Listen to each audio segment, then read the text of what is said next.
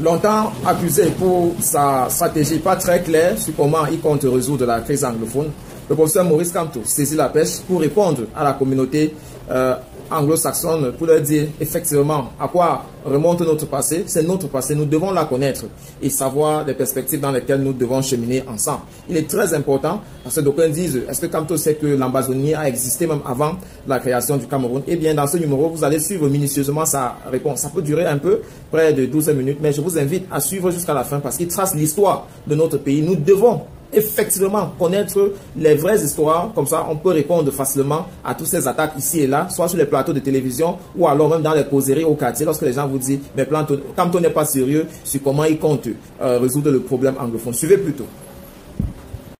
La légitimité des réclamations. Oui, je crois que c'est un débat technique, non pas que vous ne puissiez pas comprendre la technique, qui prendrait beaucoup de temps à expliquer ici.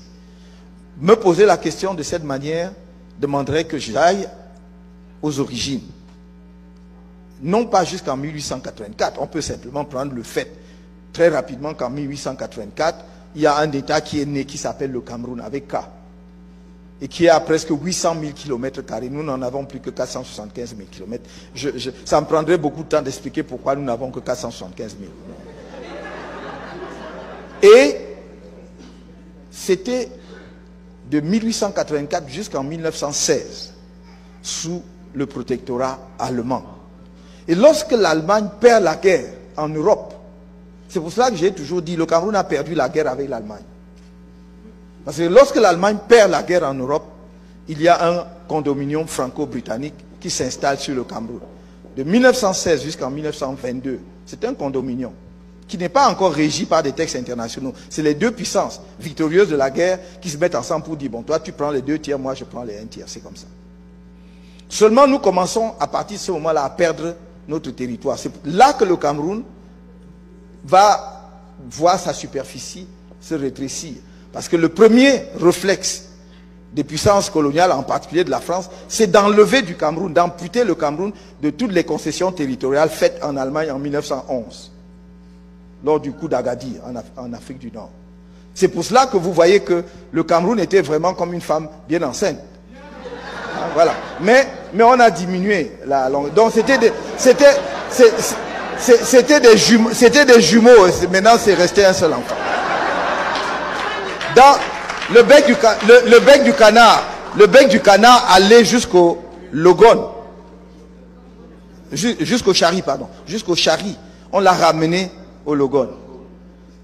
Le nord du Gabon était au Cameroun. Et une partie du Congo-Brazzaville, était au Cameroun. Donc tout le ventre de la Centrafrique était au Cameroun. Donc voilà comment nous perdons donc ces concessions territoriales. Et à partir de là, les deux parties du territoire évoluent séparément, mais sous le même régime international. Le mandat de 1922 à 1945, puis la tutelle de 1945 à 1960. Et en 1960, le Cameroun francophone, comme on dit le Cameroun oriental, accède à l'indépendance le 1er janvier, mais sans la partie anglophone.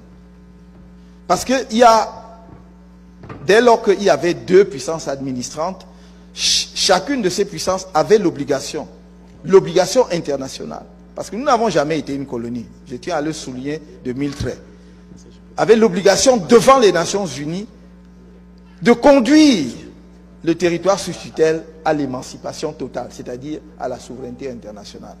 Donc, les Français le font sous la pression des nationalistes. Créé en 1948, l'UPC va être contraint à la clandestinité à partir de 1955 et de là lance la guerre de libération. Le combat va être féroce et inégal parce que les troupes françaises rentrant d'Indochine ont perdu la guerre là-bas et n'ont qu'un seul désir en tête, prendre leur revanche sur les révoltés coloniaux des nations nègres. Donc, à partir de là, ça va accélérer l'indépendance. Parce qu'il faut comprendre pourquoi nous sommes les 1er janvier 1960. Le Cameroun. C'est le premier pays à accéder à l'indépendance, en dehors donc de la Guinée et du Ghana, quelque chose comme ça. Donc, République du Cameroun, Constitution du 4 mars. Et puis, la partie anglophone va faire, il va y avoir 2 référendums ou 2 référendums comme vous voulez. On fait en quelque sorte un premier test. On voit que en réalité, la partie septentrionale comme la partie, ce qu'on appelait le Northern Cameroon, le Southern Cameroon, sont prêts à rejoindre le Cameroun. On refait le référendum. Et la partie septentrionale va voter pour le rattachement au Nigeria et la partie sud va voter pour le rattachement au Cameroun. Je rappelle la question qui est posée en 1961. C'est: voulez-vous accéder à l'indépendance en vous rattachant au Nigeria ou en vous rattachant au Cameroun? Parce que si nous voulons faire un débat authentique, il faut dire les choses, les faits historiques tels qu'elles sont posées. C'est dans les documents des Nations Unies. Voulez-vous accéder à l'indépendance en vous rattachant? C'est-à-dire que l'indépendance, ce n'est pas je suis indépendant, après je décide. L'indépendance s'acquiert à travers le choix du rattachement.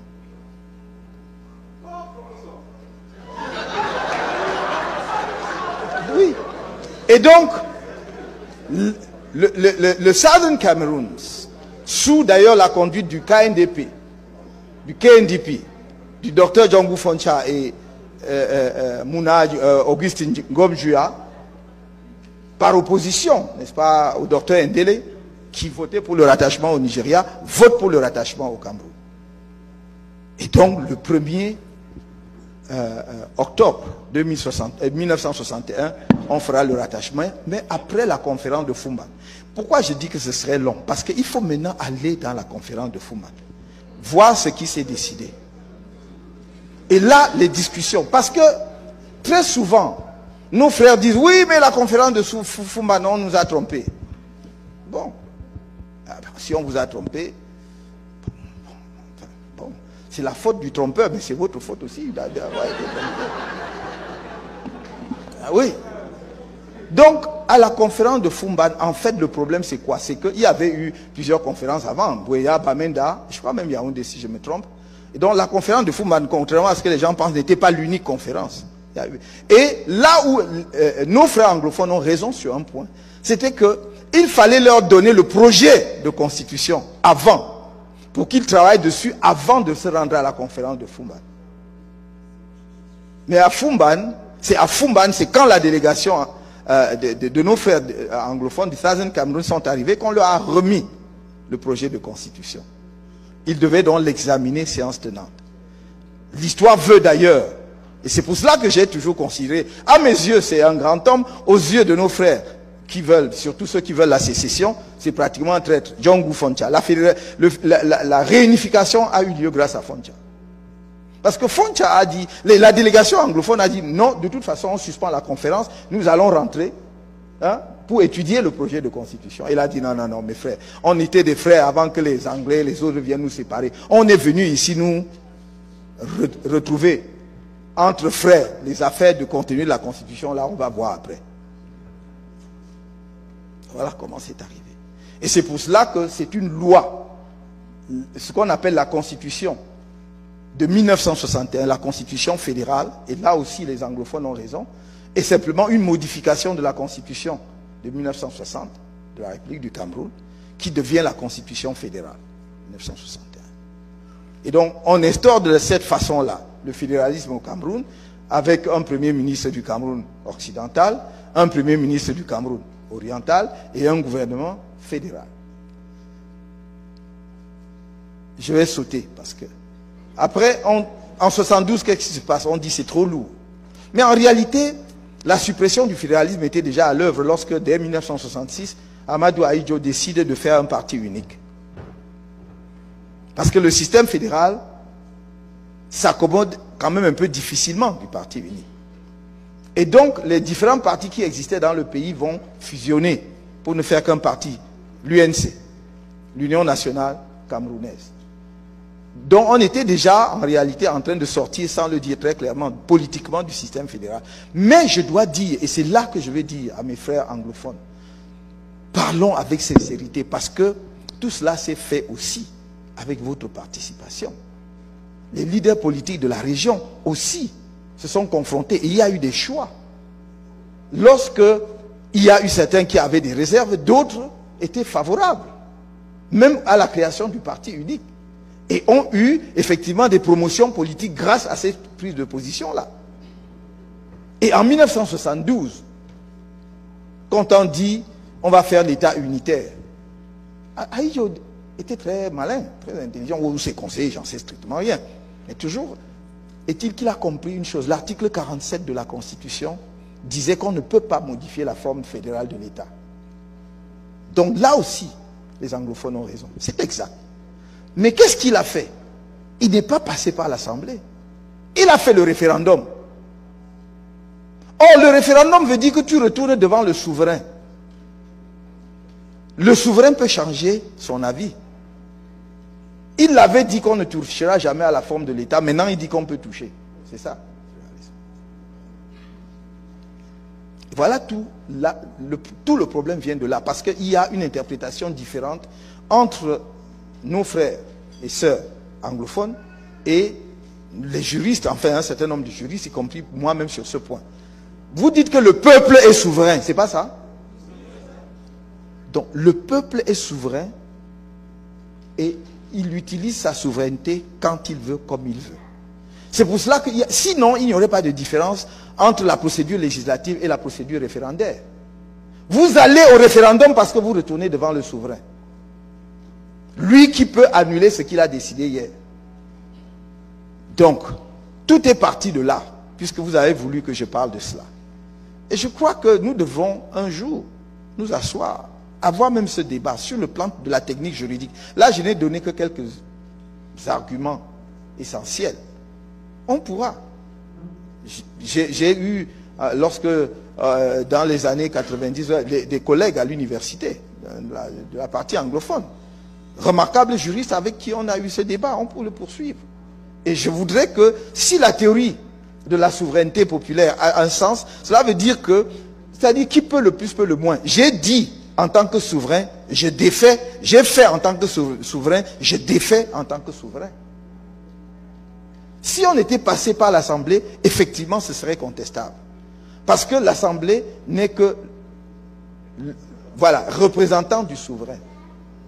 Mais quand le souverain agit lui-même, tu ne peux plus dire qu'il n'aurait pas dû agir dans tel sens ou tel autre. Voilà la différence, toute la différence. Donc, je voudrais que le moment venu qu'on s'assoie, on parle de ces choses-là. Et ça ne devrait pas être quelque chose d'insurmontable. Ne faisons pas des constructions. Je lis beaucoup, hein, y compris ce qu'on dit sur moi, de moi, enfin, contre moi. Les gens ont dit, oui, mais il faudra qu'on aille enseigner à Kamto que l'Ambazonie existe avant même 1884. C'est pas ça le sujet. Ça peut exister, ça peut avoir existé depuis le Moyen-Âge, ça ne change rien à l'affaire. C'est simplement qu'à partir d'un moment de l'histoire, il s'est constitué un État que l'on a appelé le Cameroun, qui englobait donc tout cela. Ce n'est pas moi qui ai décidé cela. Donc nous ne pouvons pas mettre quelque chose entre parenthèses et retourner à ce qui s'est fait, ce qui existait 2 ou 5 siècles avant. Nous devons partir des réalités historiques telles qu'elles se sont construites, parfois, et je dirais même souvent, avec notre propre participation. Moi, personne n'est parfait, mais dans toute ma vie, j'essaye de me laisser guider par la justice et l'équité.